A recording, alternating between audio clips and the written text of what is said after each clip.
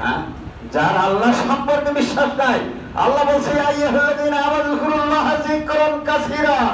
আল্লাহর জিকির করো বেশি বেশি, আল্লাহ জিকির করো।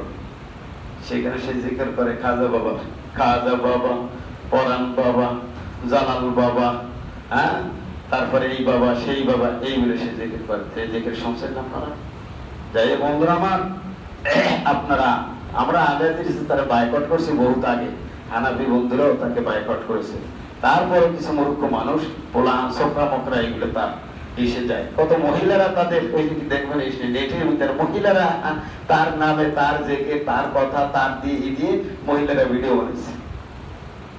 বানাবে না কেন? সে যা কাম করে শয়তানও ফের, শয়তানও লজ্জা পায়। তার যে সমস্ত আচরণ ইসলামের নামে করে তাতে শয়তানও লজ্জা পায়। এমন কোন বেদাতি নাই যে বেদাতি তাকে বেদাতি বলে মুশরিক বলে হতো না।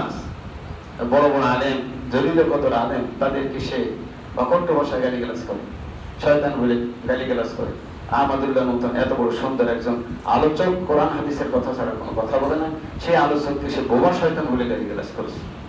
তো যাই হোক, যে কথা বলতেছিলাম সেটা আকীদা যদি ঠিক না থাকে